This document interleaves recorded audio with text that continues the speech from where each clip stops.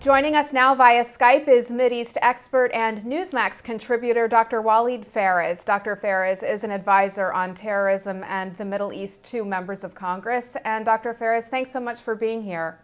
Thank you for having me. Well, Iran is facing growing international pressure and isolation over its nuclear activity. Expanded Western sanctions are now in place to block Iran's oil exports.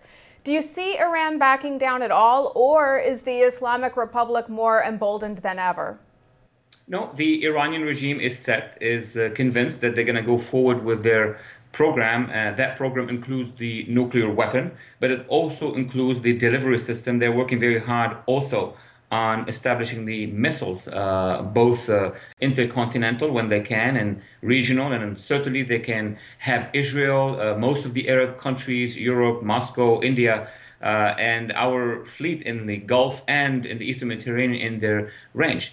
But they're going to do something else. They're going to also try to negotiate gain time. So they're going to move on two tracks. On the one hand, get close to a crisis, then negotiate gain time. But meanwhile, their strategic asset, the build-up of the weapon system, is on. It's not stoppable. Israel is facing a very serious threat from Iran. The Obama administration has indicated that Israel will strike Iran's nuclear facilities this spring, and there are new reports that the U.S. and Britain are trying to dissuade Israel from doing so. Do you see such military action happening? Well, first of all, the Israelis are known throughout their history that they're not going to release the information about when they are striking, what season, what month, what week, what day. Certainly, the Israelis have their own clock, and that is different from the American clock, the European one, or the Arab one. It has to do with the width of Israel. It has to do with Israel incapable, unaccepting the idea that they could get and absorb one strike. So if the Iranian regime is very close from putting a weapon on a missile, and Israel is in the range of that missile, no question asked, they're going to try to take action, and they will try to coordinate with us or inform us at the end of the day.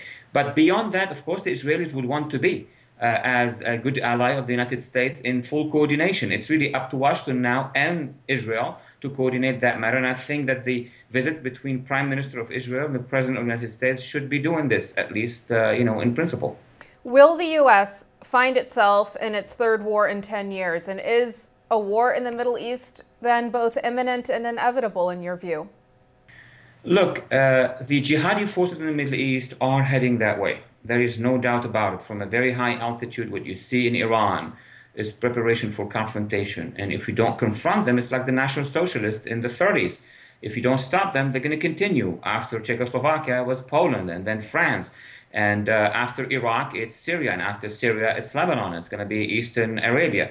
So they are moving forward. It's up to the international coalition, up to the United States to decide when to stop the jihadists in general and the Iranians in particular. It seems to me that the Obama administration is not convinced that the Iranians are really a threat, that they are expanding. It is convinced that they are a nuisance, and that a deal eventually after those sanctions would work is possible. That's the view of this administration.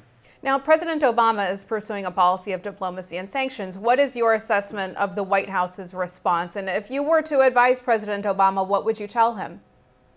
Well, if I am to advise President Obama, first of all, I'll tell him that the expertise that he has already received is wrong, and it was not successful because over the past year at least, that would be the Arab Spring plus the Iranian maneuvers. What we're having now in the Middle East is way more dangerous than what we had before, even after the killing of bin Laden and al-Awlaki and after the Arab Spring.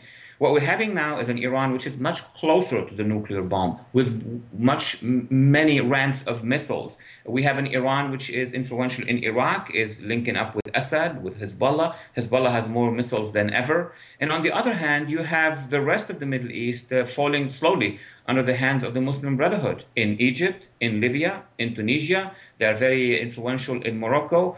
Lebanon is under Hezbollah. So if I am an advisor to the president, I would tell him we need to change direction. Once we do change direction, then there will be a whole set of different policies that the administration needs to apply. First of all, to contain the Iranians and the jihadists, and second, to partner with real democratic forces in the Middle East ready to work with us.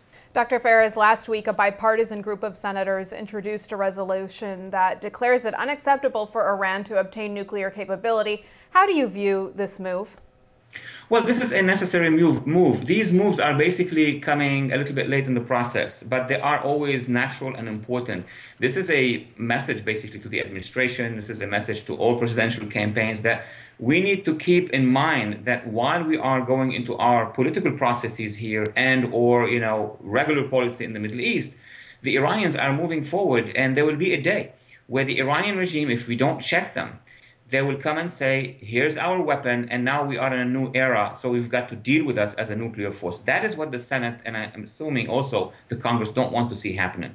Dr. Phares, last question real quickly. 20% of the world's oil passes through the Strait of Hormuz, which Iran threatens to close. Already, gas prices are inching even higher. How do you see tensions in the Middle East affecting oil prices and ultimately the average American? Iranians don't need to actually shut down the Strait of Hormuz. They need to threaten, and that's what's happening. That's why the prices are going up. They can also act in the Red Sea, and their allies, the jihadists, can do it in North Africa. So Americans have to be very careful about the next stage because what we see right now in terms of prices may go well higher than what we are accustomed to. Dr. Walid Phares, thanks so much for being here. Thank you for having me.